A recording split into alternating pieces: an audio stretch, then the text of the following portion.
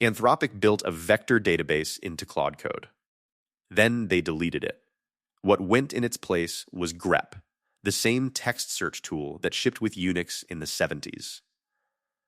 Boris Cherny, the engineer who created Claude Code, said the result plainly: agentic search beat the retrieval pipeline, and it surprised them. No embeddings. No index. A model running text searches in a loop. There's one word in his own account of that test that almost nobody repeats, and it changes how much weight the whole thing can carry. Hang on to that. So the timeline.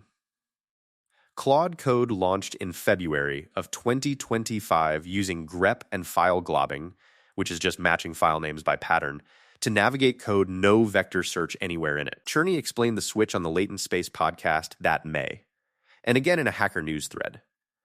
Early builds used RAG, which is retrieval augmented generation, the pattern where you chop documents into chunks, turn each chunk into a vector, which is just a long list of numbers standing in for meaning, stash those in a database, and pull the closest few before the model answers. They tested that against letting the model search files itself. The file search won. Now the word. He also said the evidence was mostly vibes. Internal benchmarks existed, he says so, but his own framing was that it mostly felt better. And that is the founding document of an entire RAG is dead movement. One team's internal impression, stated honestly by a guy who wasn't pretending it was more. I think he's right, for what it's worth. But a vibe is not a benchmark, and half the people quoting him have quietly promoted it into one. The measured version showed up a year later. In February of 2026, a team at Amazon Science published a systematic comparison at the AAA1 conference. Same documents, same questions. One side, a real vector pipeline. The other side, an agent holding nothing but ripgrep and pdfgrep, which are reject search tools that read files straight off disk. No preprocessing. The keyword agent landed above 90% of the RAG system's scores, above 88% averaged across all three of their metrics. Read that number again, because the movement reads it backwards. 90% isn't a win. It's a very good tie you accept for other reasons. And the other reasons are the whole story. What actually kills the vector database isn't accuracy, it's staleness. An index is a photograph of your codebase, and your codebase changes every commit. So you end up running diff updates, re-chunking, re-embedding, and praying the permission boundaries survived all of it. Cherny listed that same set out loud. Simpler, and no staleness, security, privacy, or reliability problems. Grep has no index to go stale. It reads the bytes on disk right now. If you've ever watched an assistant answer with a function signature that got refactored 3 weeks ago, the thing that failed wasn't the model. It was the index. And you never catch it, because nothing crashes. The answer comes back slightly wrong forever, and you go rewrite your prompt. Okay, the part the death notices skip. Long context is carrying a lot of this argument, and long context has a measured ceiling. In July of 2025, Chroma's research team, Kelly Hong, Anton Troinikov, and Jeff Huber, ran 18 frontier models across growing input lengths on deliberately simple tasks. Every single one degraded. Not at the window limit, well before it. A 200,000 token window can start losing accuracy somewhere around 50,000 tokens in. They called it context rot, and the name stuck because everyone's shipping agents had already felt it. Which leads to the objection I find hardest to answer, and it has nothing to do with accuracy. Stay with me for that one.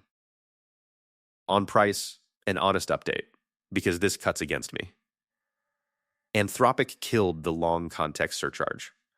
Older Claude generations doubled the input rate once a request crossed 200,000 tokens, and it hit every token in the request, not just the ones past the line. From the 4.6 generation on, the full million token window bills at the standard rate. So the cost argument got weaker this year. It didn't vanish. Amelie Chatelain at Lighton built a calculator for this and put retrieving a handful of targeted chunks somewhere between 8 and 80 2 times cheaper than dumping the corpus in. That's her heuristic, and she published the code so you can go argue with it. Now the critics, because theirs is the better evidence side. Cursor published in November of 2025. They trained their own embedding model, the thing that turns a chunk of code into one of those vectors, on their own agent session traces and measured 12.5% higher accuracy on code-based questions, 6.5% to 23.5%, depending on the model. Every frontier model they tested improved, and their conclusion wasn't that Grep loses. It was that Grep plus semantic search beats either one alone. They've got a point, and they measured it, which is more than the obituaries did. The second objection is shorter. You can't grep a diagram. That's Chatelain's line, and it's the one I couldn't argue my way past. Grep matches strings. A well-construction schematic, a bar chart, a scanned contract, a slide where the number lives inside the image, none of those contain the string you'd search for. Code is grep-friendly because engineers name things so humans can find them. Your compliance archive was not built that way, and nobody who says the vector database is over is talking about your compliance archive. So here's the fork. Drop the vector database if your corpus is code or plain text, changes daily, and your people search with words that literally appear in the files. That's most engineering teams.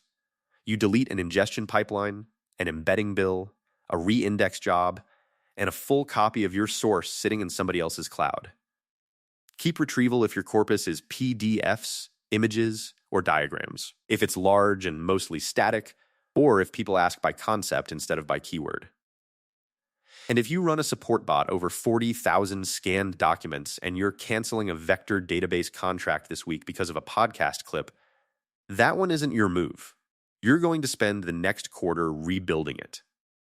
Most of you are in that first branch. That's the unglamorous reason this story traveled so far. Most of us work on code.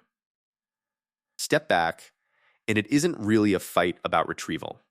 It's about where you put the intelligence. 2023 assumed a weak reader, so you built a clever retriever to protect it. The reader got strong, so now you can afford a dumb retriever with high recall, meaning it drags back more than you asked for, and let the model do the sifting. That shift holds no matter what happens to any particular database company. So what to watch? First, whether anyone runs a head-to-head on cost per resolved task instead of accuracy, because grep loops burn tokens on every iteration and nobody is measuring that honestly yet. Second, whether Cursor's 12.5% survives the next model generation or gets absorbed the way most scaffolding eventually does. Anthropic deleting their own vector database was never a verdict on retrieval. It was one team finding out their reader had gotten good enough to do the searching itself. The question used to be which index you build. Now it's whether the thing reading your files needs one at all.